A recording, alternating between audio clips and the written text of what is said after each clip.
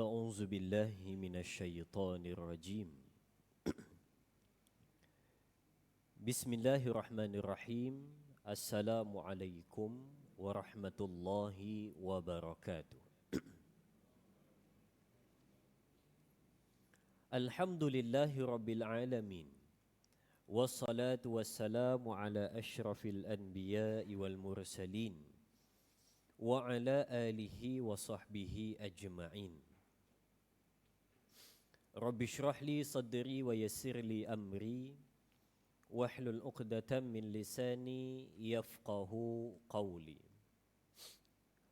اللهم صل على سيدنا محمد اللهم صل على سيدنا محمد اللهم صل على سيدنا محمد وعلى آل سيدنا محمد لا حول ولا قوة إلا بالله العلي العظيم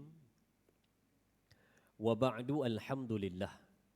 Pertama dan selamanya syukur pada Allah Subhanahu wa taala. Yang saya hormati lagi dikasihi seluruh kepimpinan surau Nurul Ikhlas, Tuan Imam, Tuan Bilal, muslimin dan muslimat, ibu-ibu dan ayah-ayah yang dirahmati oleh Allah Subhanahu wa taala.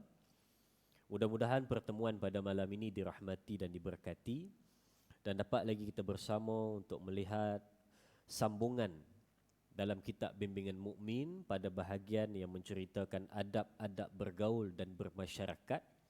Satu bab yang panjang, dah berapa kali pertemuan kita baca. Haji Jamlus tu berapa kali dah kita pertemuan kita. Ada aku rasa dekat 5 bulan, 6 bulan. Tak habis-habis lagi. Dia, tapi lebih dah lah separuh kan? Tapi tak habis-habis lagi. Lama dah kita bincang. Nak tunjuk betapa banyak perkara yang patut kita perhatikan apabila kita duduk di dalam masyarakat. Kalau hari itu kita baca sampai pada perihal yang ke-15 berkenaan dengan hendaklah berusaha mendamaikan dua yang sedang bersengketa.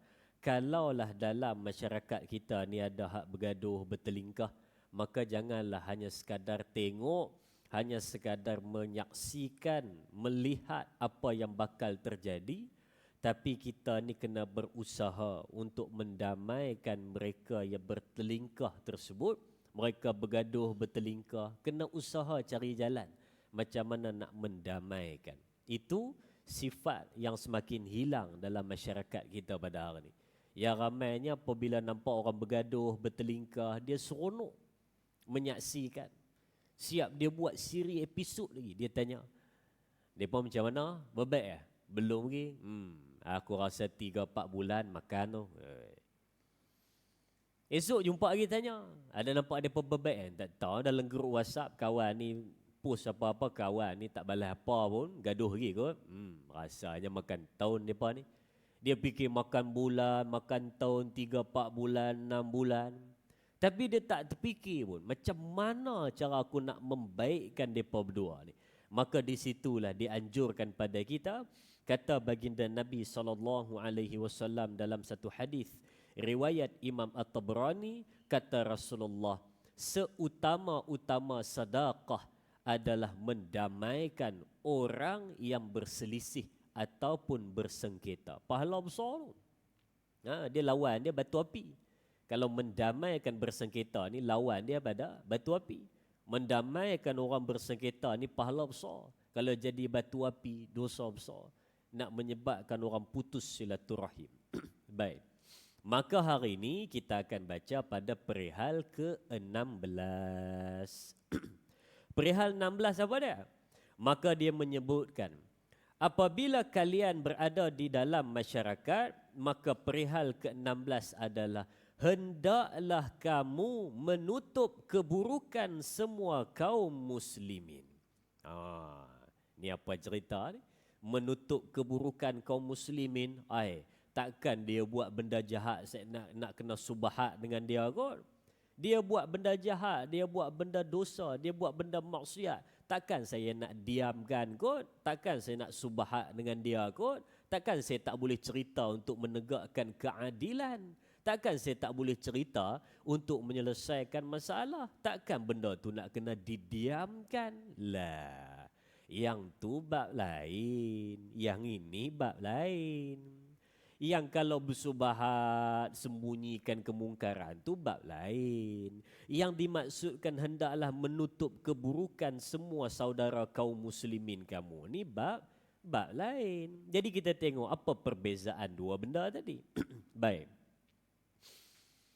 Dari satu hadis baginda Nabi SAW bersabda.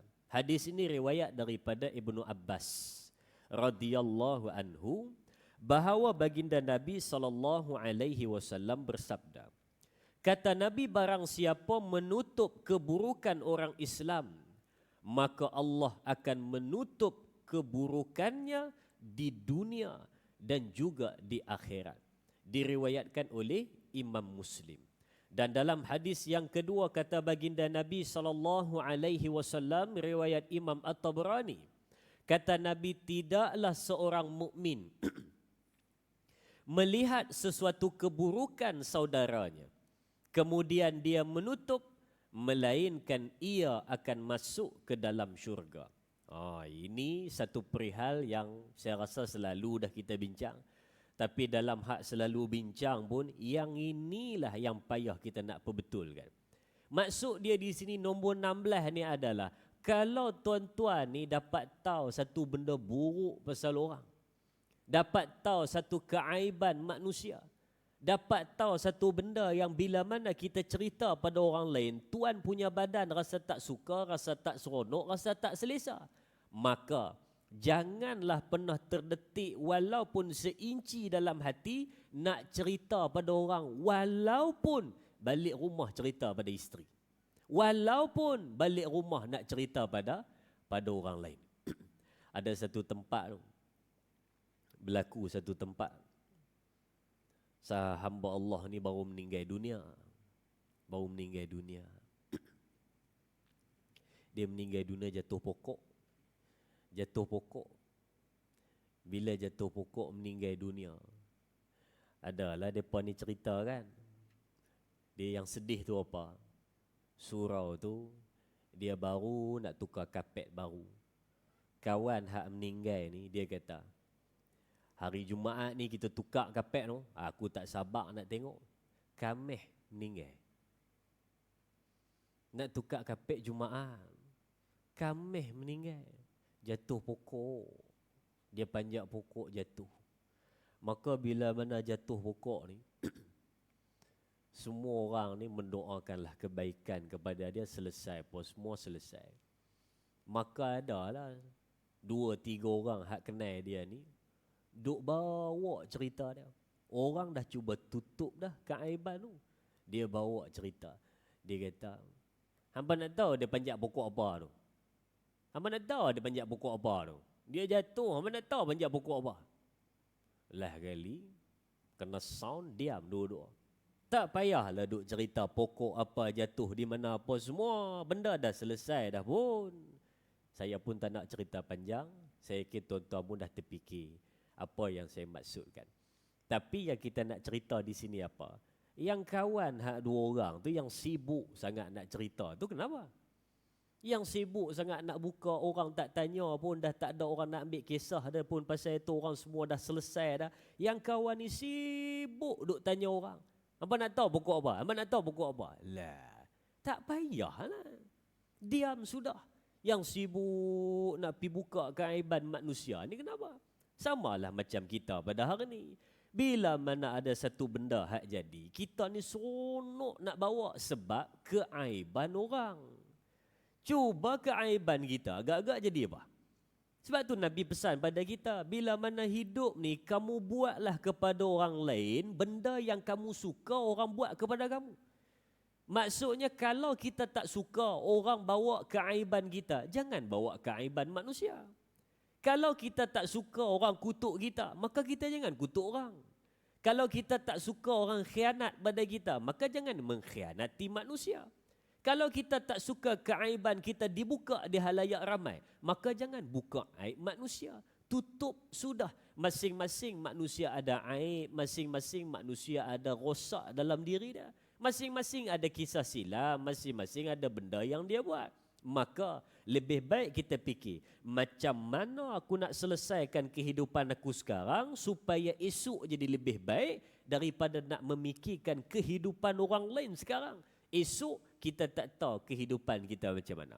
Jadi nombor satu pada malam ni, apabila duduk bersama dengan masyarakat, cubalah tutup setiap keburukan ataupun keaiban saudara kamu, baik terang-terang ke, sembunyi ke, orang tu tahu ke, tak tahu ke, apa keaiban yang kamu nampak, tutup demi kemaslahatan bersama. Baik. Mari kita sambung. Lagi satu hadis baginda Nabi SAW, yakni daripada seorang sahabat Nabi yang istimewa, namanya Abu Barzah Al-Aslami. Dia kata apa? Nabi Muhammad SAW bersabda, hai orang yang hanya beriman dengan ucapannya, tetapi keimanannya itu belum lagi meresap ke dalam hatinya.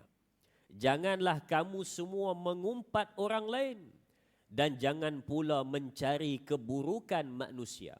Sebab barang siapa yang mencari keburukan saudara sesama Muslim, maka Allah akan mencari keburukannya, dan barang siapa yang dicari keburukannya oleh Allah, maka Allah akan membuka rahsianya walaupun dia duduk bersembunyi di dalam rumah.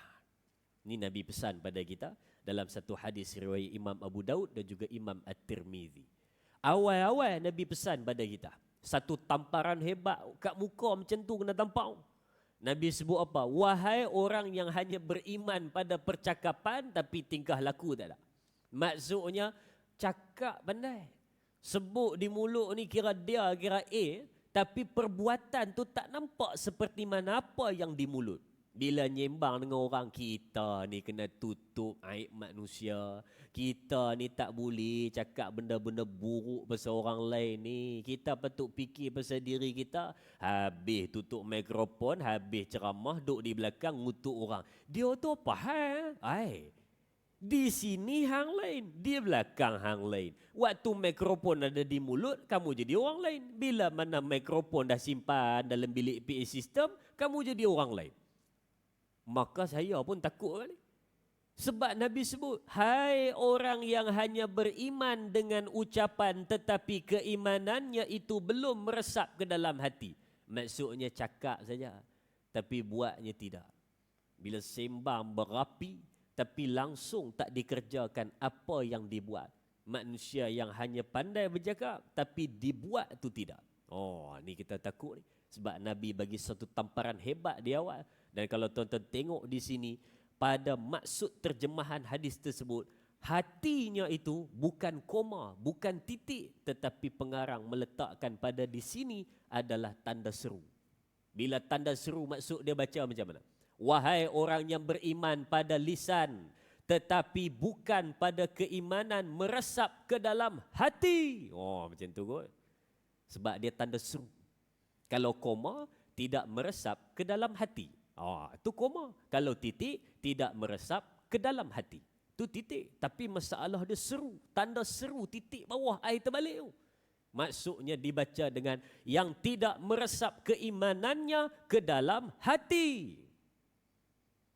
Maka kita pun sudah, ya Allah, rasa macam aku dah ni.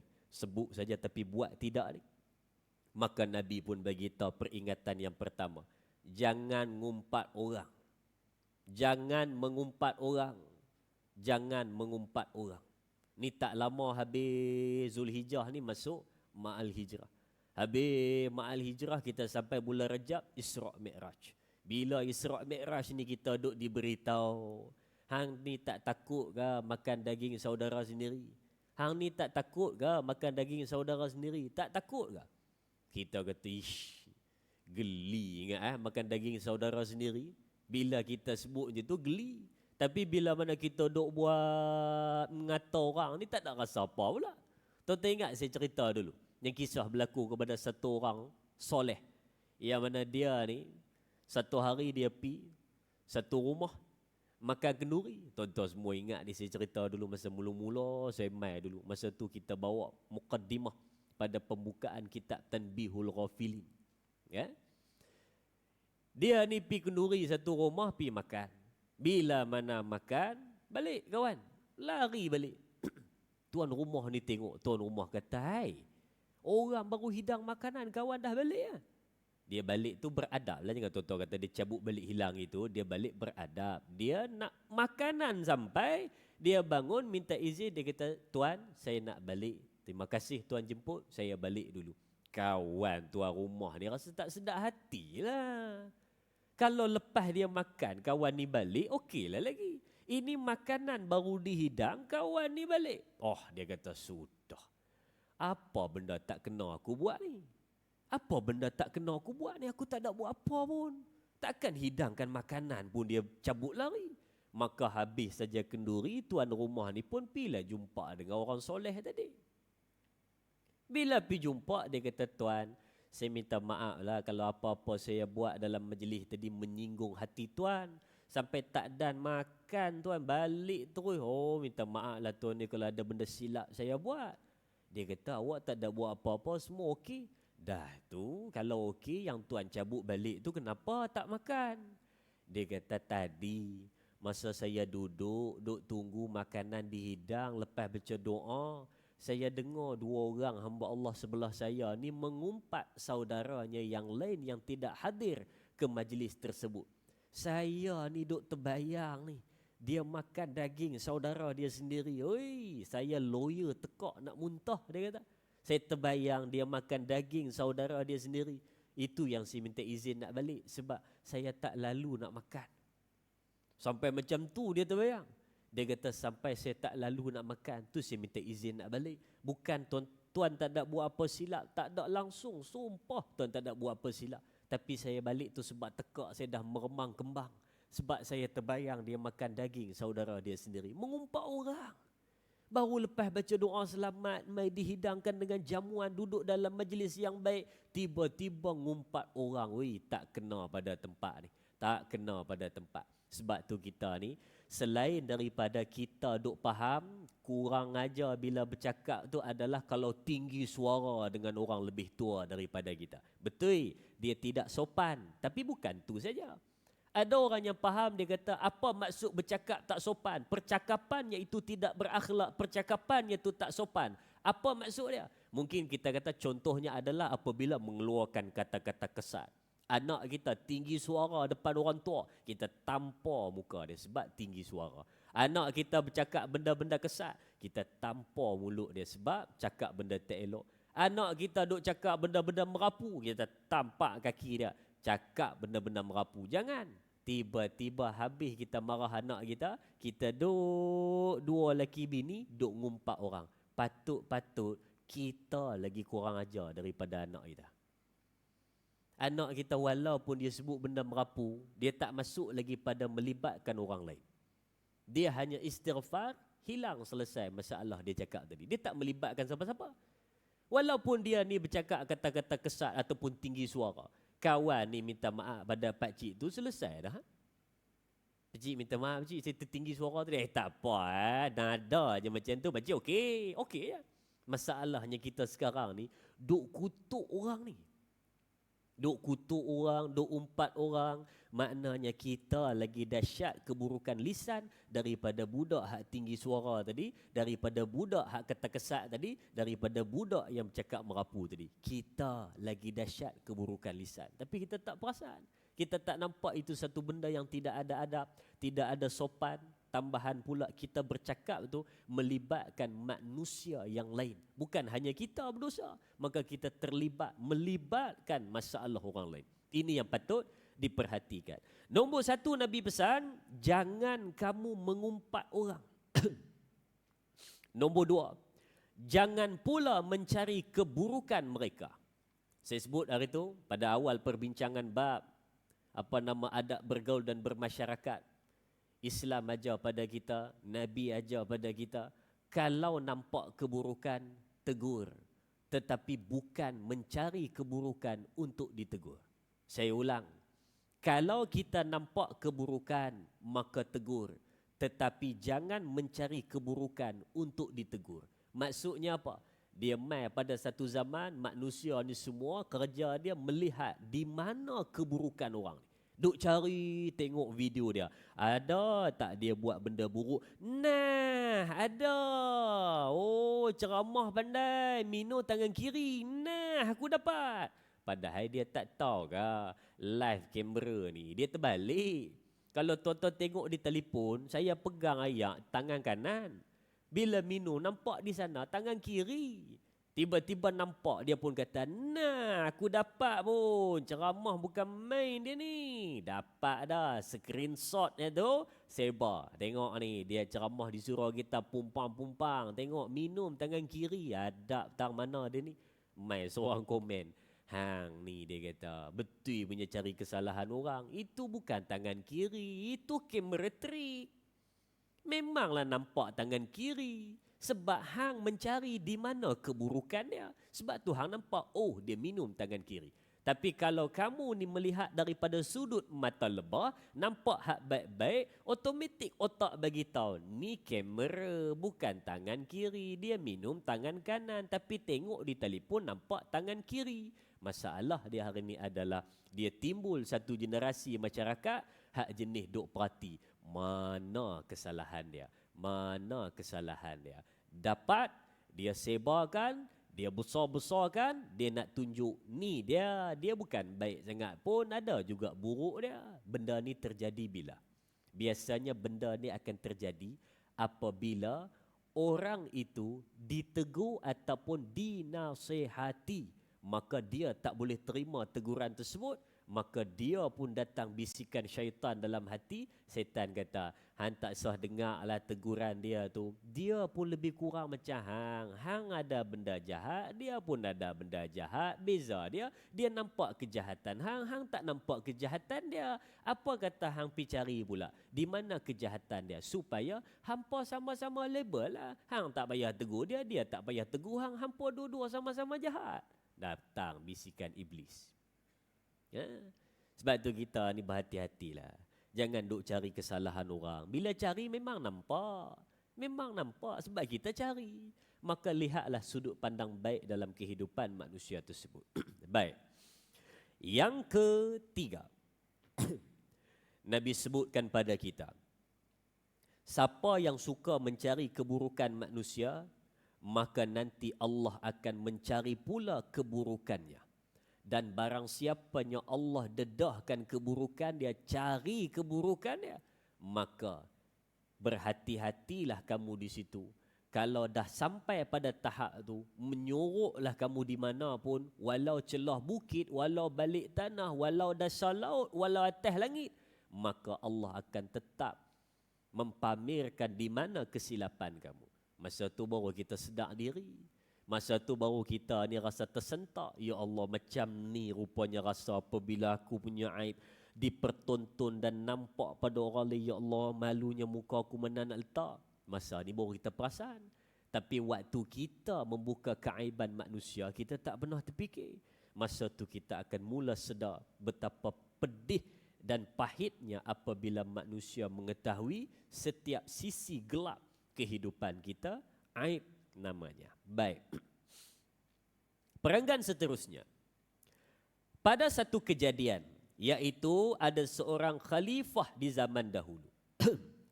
Pada suatu malam, dia sedang meninjau keadaan rakyatnya. Kemudian, ia mendengar suara seorang lelaki sedang menyanyi-nyanyi di dalam sebuah rumah. Ia pun memanjat dinding rumah tersebut. Di situ kelihatan di samping lelaki tadi seorang wanita dan di hadapannya ada minuman keras.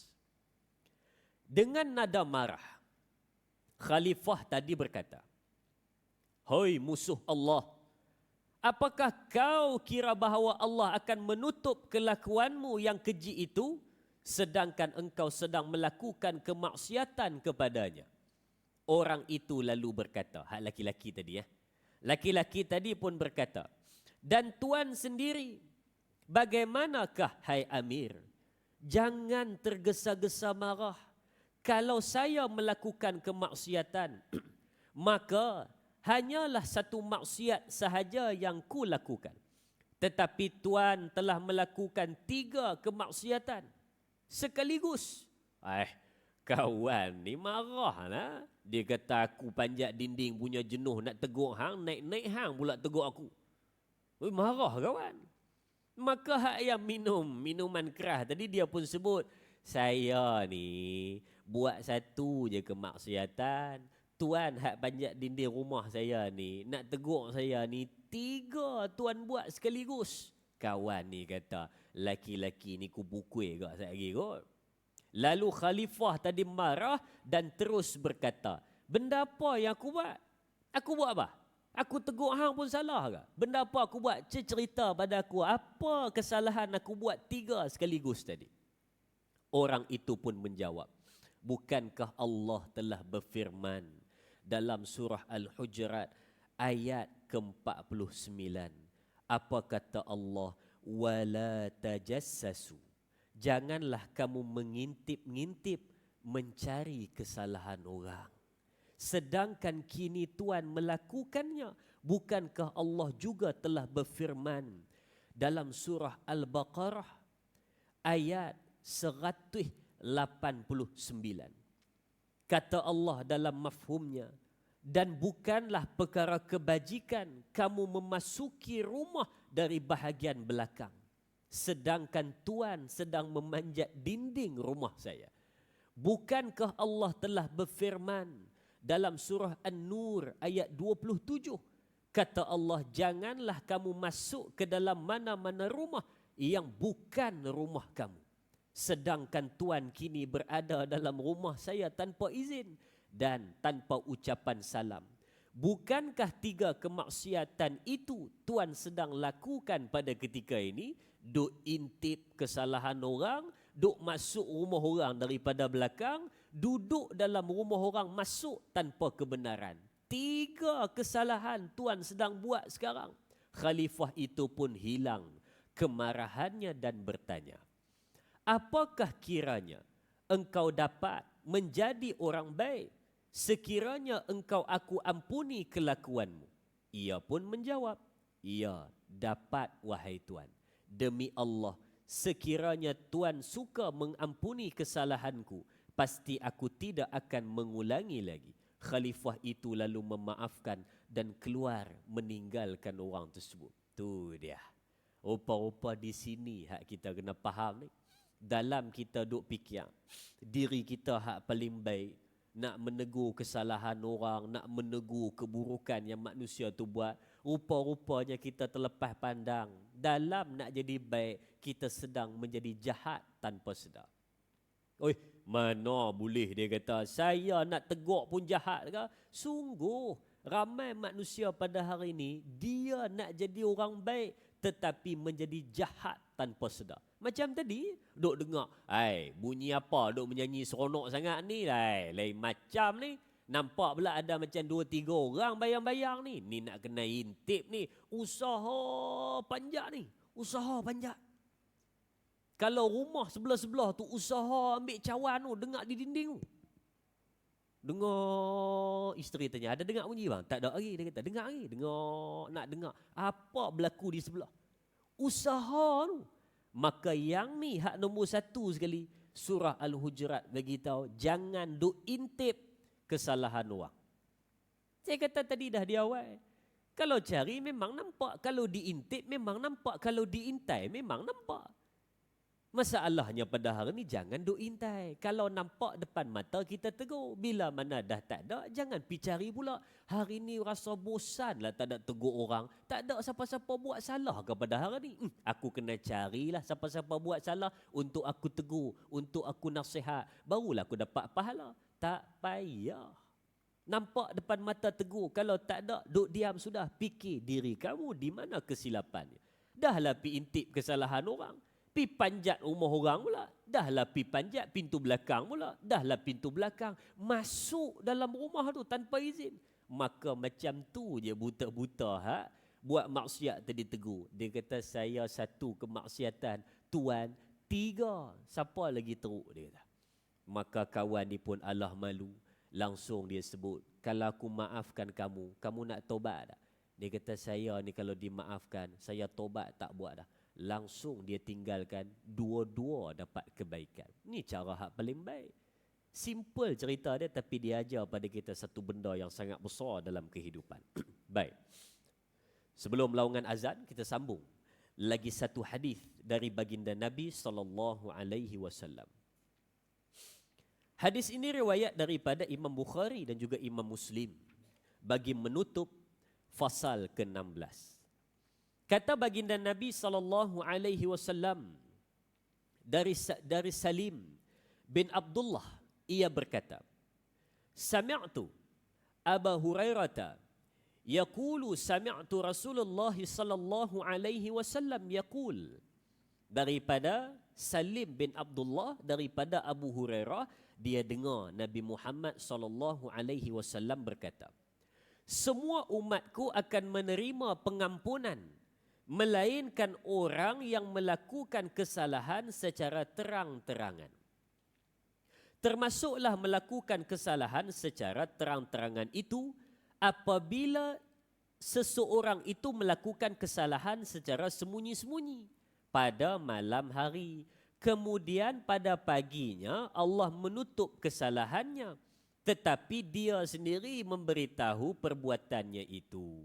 Sesungguhnya Allah telah menutup, tetapi ia membuka tutupan tersebut. Allah dah ampunkan kesalahan, tutup aib. Yang gatal pergi buka kenapa pula? Tadi hak nombor satu kita cerita, orang membuka aib orang lain. Nombor dua ni dia buka aib dia sendiri. Ada berapa bulan lepas, satu orang ni dia ni di komen teruk lah di media sosial. Dia cerita kisah silam dia. Saya dulu, apa dosa saya tak buat? La ilaha illallah, tak payahlah. Saya dulu masa muda lu, kalau saya cerita kat tuan-tuan saya ni, tuan-tuan terkejut tu. Tuan-tuan mungkin di sini tuan-tuan fikir banyak ada kesilapan kita buat. Tapi kalau saya cerita kesalahan saya, tuan-tuan terkejut boleh pengsan. Saya dulu teruk. Tuan-tuan nak tahu apa saya buat? Satu-satu dia buka cerita. Allah dah tutup aib kamu. Allah dah tutup daripada manusia. Kadang-kadang Allah dah lupakan pun dalam ingatan kamu benda tersebut. Tapi kamu duk fikir apa lagi saya buat? Cerita.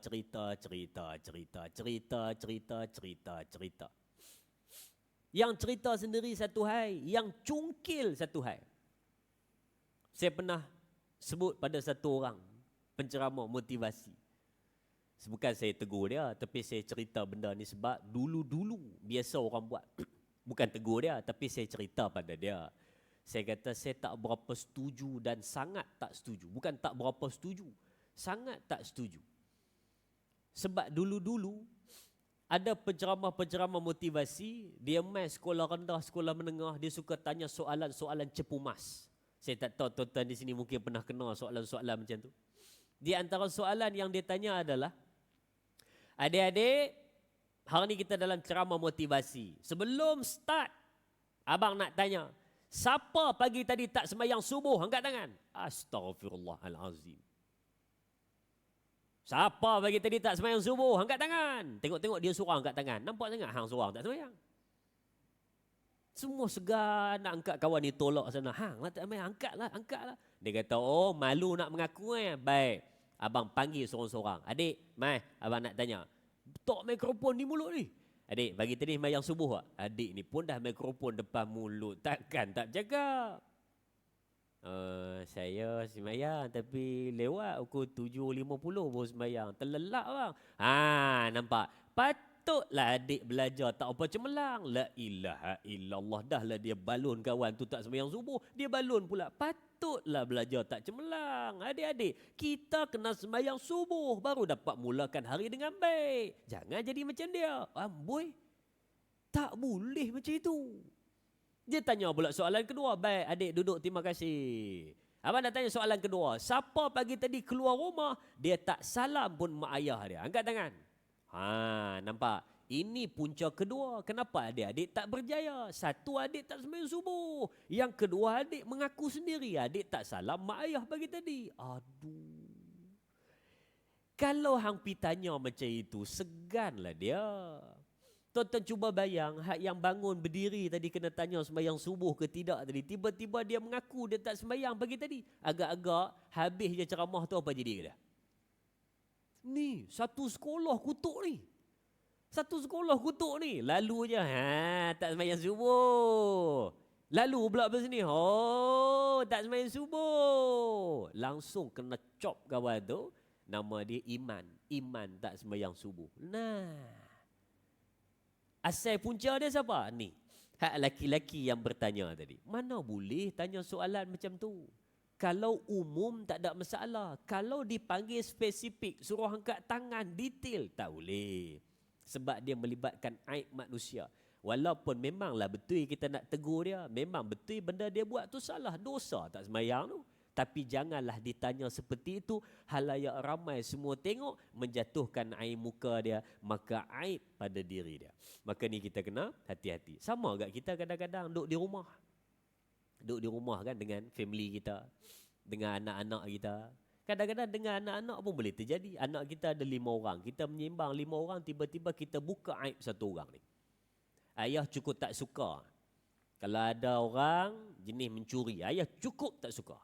Anak-anak ni terpinga-pinga 5 orang ni. Siapa dia? Siapa dia pula? Siapa dia pula? Ada seorang ni dia nak cakap siapa dia, dia lah. Maka ayah ni pun sebut. Adik, bangun. Ayah tahu. Adik curi duit mak. RM50 beli apa? Ni, hak lain tengok. Dia ni. Suka mencuri ni. Ayah lama perhati dah. Hari ni baru dapat tangkap. RM50 curi. Nak buat apa? Mengaku cepat depan abang-abang. Nak buat apa curi? Weh, jangan macam itu. Satu, dia akan jadi satu mental torture kepada dia. Dia dimalukan depan orang lain. Kalau abang, adik, kakak dia 4 orang ni jenis baik-baik, selamat lagi. Kalau jenis 4-4 jenis kaki ngejek, maka kesian kat budak tu. Lebih baik panggil dia seorang-seorang, maka nak marah ke, nak tegur ke, nak tinggi suara sikit ke, kalau dia seorang-seorang, itu lain cerita, lebih selamat. Daripada membuka keaibannya, memalukan dia, walaupun dengan family sendiri, tetap cara itu tak kena pada syarak. Baik, maka kita teruskan perbincangan kita. Banyak sebenarnya kita terlepas pandang. Dan seterusnya, dia membuka keaibannya sendiri, sedangkan Allah telah menutup, tetapi ia membuka. Dia cerita di Facebook Live, di TikTok Live, buat video cerita depan orang. Kalaupun betul cerita kehidupan kita itu boleh dijadikan sebagai motivasi, tolong nisbahkan kepada nama orang lain ataupun nisbahkan kepada umum, jangan disebut spesifik diri kita. Nanti orang tahu lah. Orang tahu macam mana kisah silam kita, macam mana benda buruk yang kita buat. Maka jangan.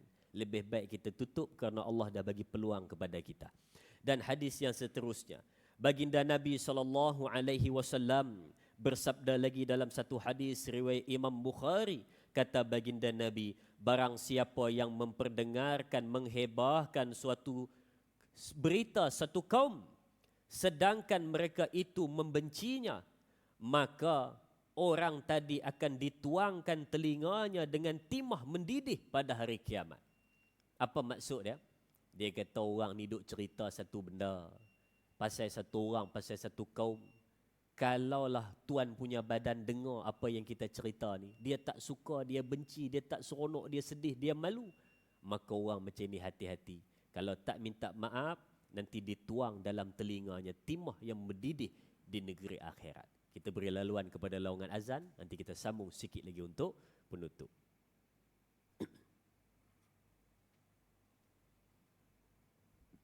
Bismillahirrahmanirrahim. Subhanallah walhamdulillah. Allahu akbar, Allahu akbar.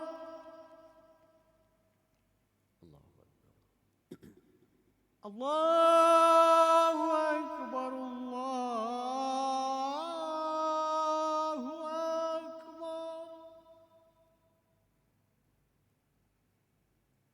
Asyhadu an la ilaha illallah.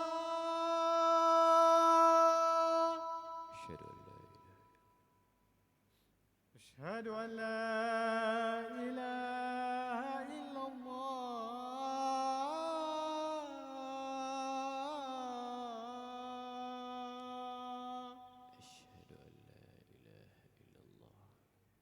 أشهد أن محمدا رسول الله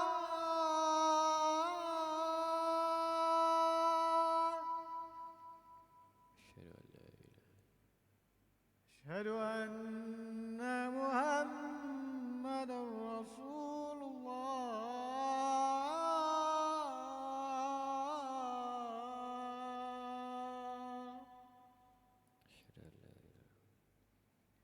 حي على الصلاة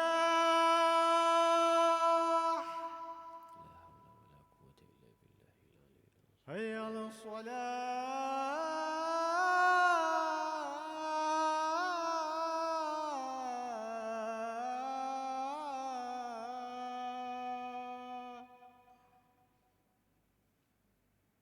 حي على الفلاح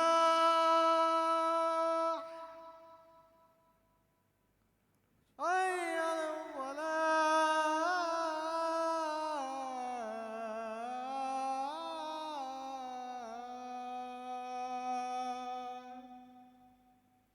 الله أكبر الله أكبر لا إله إلا الله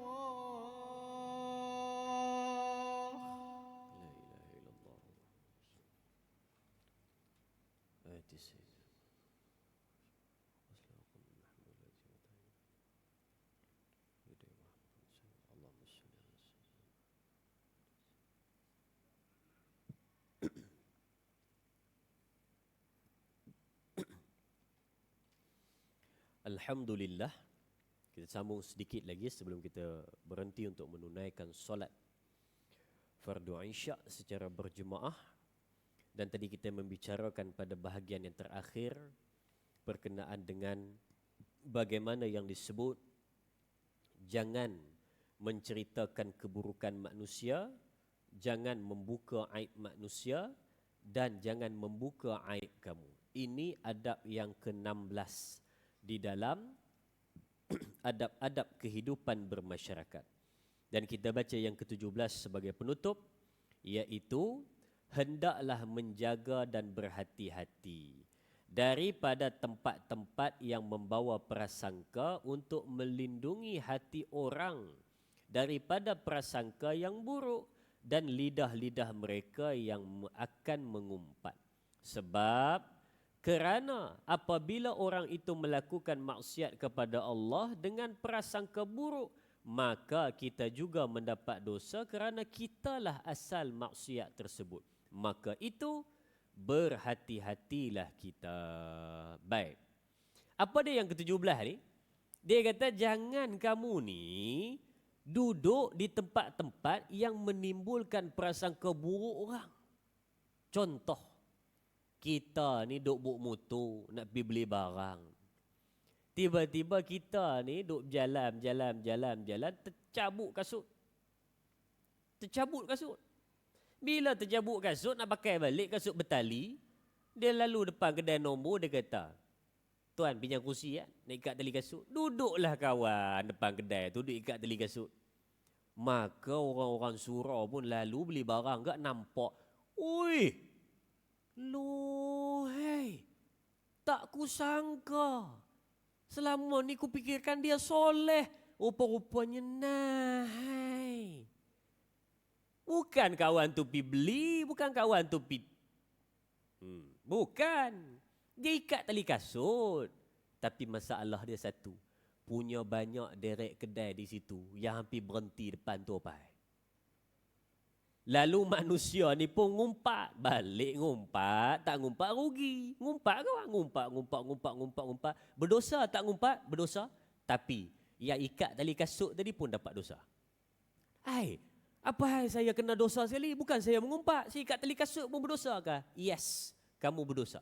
Kerana apa? Kerana asal daripada orang yang mengumpat tadi, berita asal tu kamu yang start. Kamu punya punca, orang lain mengumpat. Kamu punya punca, orang lain sangka buruk.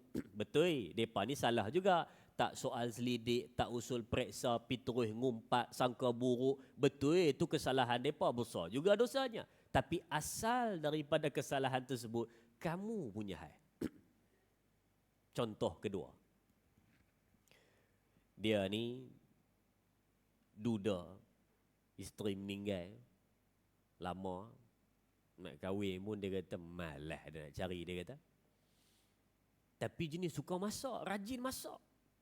Pantang tak ada buat apa masak, pantang tak ada buat apa masak. Hobi dia, bukan chef pun tapi jenis rajin masak. Lama-lama rajin masak, jadi pandai. Sebab tu bila mana orang tua-tua dulu selalu sebut, dia kata kalau cari isteri, jangan cari yang pandai masak, cari yang rajin masak. Kita dulu tak faham, bila lama-lama kita faham. Kenapa dia kata jangan cari yang pandai masak, tapi cari yang rajin masak. Kalau pandai masak, tapi tak rajin, bila nak dapat makan? Pandai, saya pandai. Pandai masak dah? Oi, pandai. Tom yam pandai masak? Oh, pandai. Masak lemak pandai? Pandai. Labu masak putih pandai? Pandai. Semua pandai? Pandai. Satu-satu resepi dia sebut. Mak mentua pun, ini saya percaya sebab cara masak resepi semua clear dia sebut. Tapi tak rajin. Lama-lama hilang resepi tu. Yang buat tom yam, aduh, la ilaha illallah, balik-balik kerja orang dah letih, ada jam, tiba-tiba suruh buat tom yam pula, beli je lah bang, oi. Tak rajin. 30 tahun dah, tak pernah masak. Pandai. Siap tulis buku lagi, 30 resepi Ramadan, tulis buku. Tapi tak ada masak. Tapi kawan hak nombor 2 ni, tak pandai masak, tapi rajin. Asyik try je, tak jadi esok try lagi, tak jadi esok try lagi. Masak tak apa sedap, hidang ke, suami komen, oh ni kurang garam ni, esok otter lagi buat. Lama-lama jadi pandai. Lama-lama jadi pandai. Sebab tu dulu kita dengar, hari ni baru kita faham, oh tu dia maksud dia. Jangan cari yang pandai masak, cari yang rajin masak. Sama macam hak lelaki tadi, tak pandai masak pun, tapi rajin masak. Tiap-tiap hari lama-lama jadi. Lama-lama jadi. Bila jadi ni, banyak angat rumah seorang tak tahu nak makan apa, hantar pergi rumah orang. Hantar sana, hantar sini, hantar sana, hantar sini. Semua orang seronok. Mai ujung sana ada rumah janda seorang. Kawan ni pun hantar daripada depan sampai ke belakang. Rumah hujung maghrib. Gelap dah. Mai agak hantar lah. Hantar-hantar kawan ni pak hantar. Lepas tu duduk. Bagi Assalamualaikum.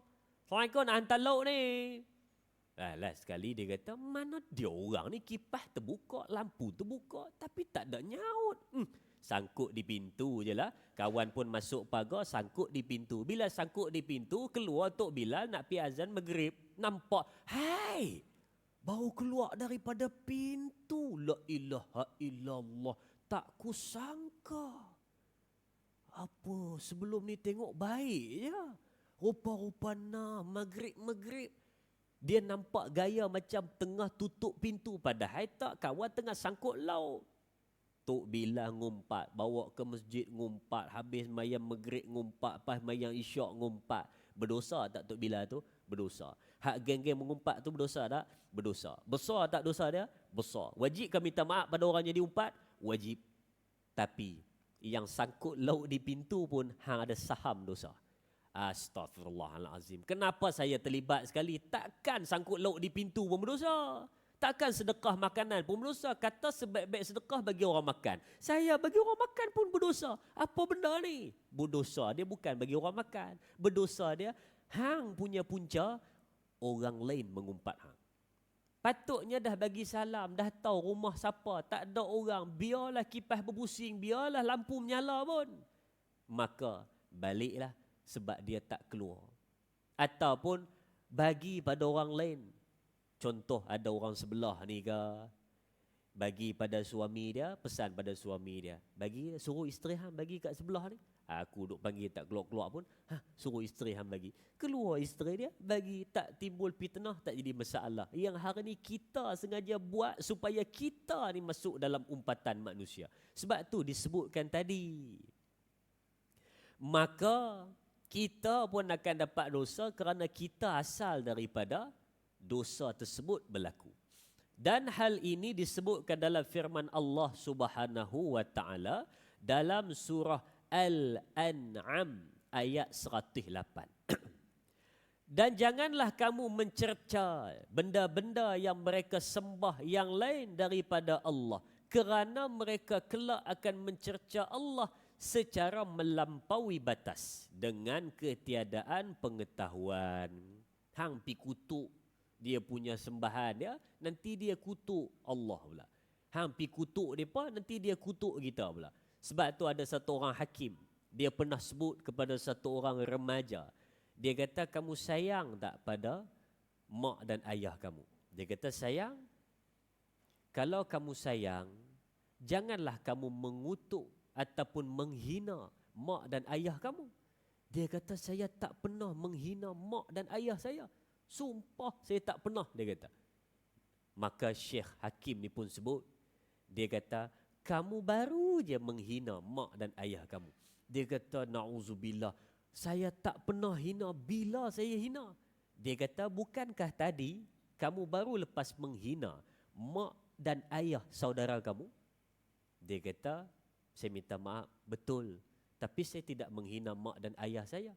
Kata hakim tadi, kalau kamu menghina mak dan ayah orang, maka kamu kena tahu, kamu sedang membuka ruang mak dan ayah kamu untuk dihina. Sebab kalaulah kamu hina mak ayah dia, dia tak akan tinggal diam. Dia akan kata balik, mak kau hijau. Nah, kita kutuk mak dia, dia kutuk mak kita balik. Kita kutuk ayah dia, dia kutuk ayah kita balik.